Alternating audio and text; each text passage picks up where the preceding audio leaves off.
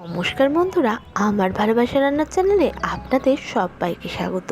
আমার পুরনো বন্ধুদের অনেক অনেক ধন্যবাদ আমার পাশে থাকার জন্য, আর নতুন বন্ধুদের অনেক অনেক আহ্বান আমার চ্যানেলে আসার জন্য। আজকে যে রেসিপিটা নিয়ে এসেছি, এই রেসিপিটা দিয়ে গরম ভাত একেবারেই মুখের নিমেষে উঠে যাবে। সেটা হলো পালং শাক ভাপি। এর জন্য আমি নিয়ে নিচ্ছি 1 আঁটি মতো পালং শাক, যেটা আমি কুচিয়ে রেখেছি।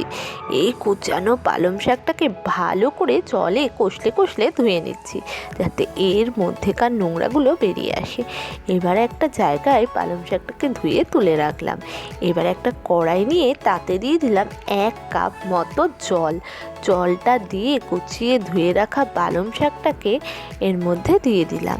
এবার এটাকে ডুবিয়ে ডুবিয়ে দিচ্ছি। পালং শাকটা আপনি আপনার ইচ্ছে মতো বড় বড় করেও কুচাতে পারেন এবং মিহি করেও কুচাতে পারেন। এবার একটা প্লেটের মধ্যে সমস্ত ভাপার মশলাগুলো নিয়ে নিলাম। এবার একটা শিলনোড়া নিয়ে তাতে প্রথমেই দিয়ে দিলাম নারকেল কোড়া। এই জায়গায় আপনি গোটা নারকেলকে থেতো করেও দিতে পারেন। এর মধ্যে আমি দিয়ে দিলাম একটুখানি সর্ষে।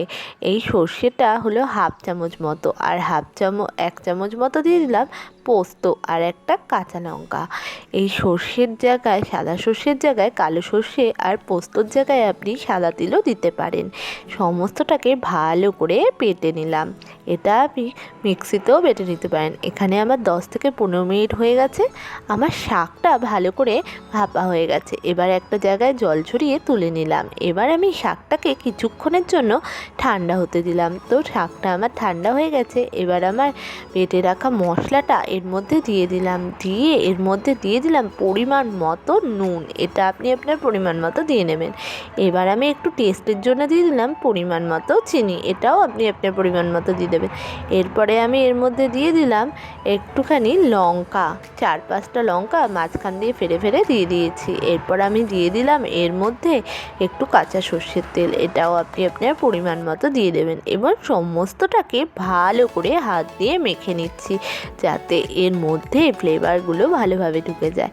পালং শাকটা তো ভালো করে মাখা হয়ে গেছে। এটা এরকম কাঁচা কাঁচাও খাওয়া যায়, কিন্তু আমি একটু সর্ষের তেল দিয়ে নাড়িয়ে নিচ্ছি। কড়াইতে সর্ষের তেল গরম করে ওর মধ্যে দিয়ে দিলাম একটুখানি কালো জিরে।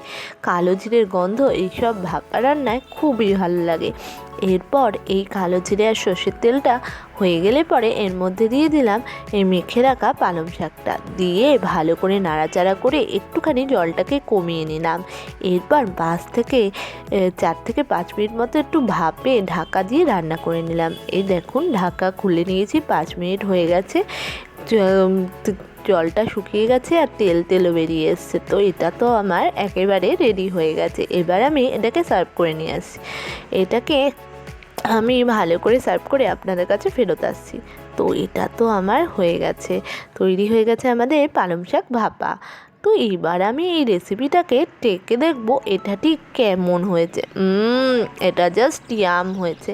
এটা তো শুধুও ভালো লাগছে, আর গরম ভাতের সাথে তো জাস্ট জমে যাবে। এই রকমই ভালো ভালো অসাধারণ রেসিপি দেখতে অবশ্যই আমাদের চ্যানেলটাকে সাবস্ক্রাইব করে পাশে থাকা বেল আইকনটাকে প্রেস করবেন। আর ভালো থাকবেন, সুস্থ থাকবেন।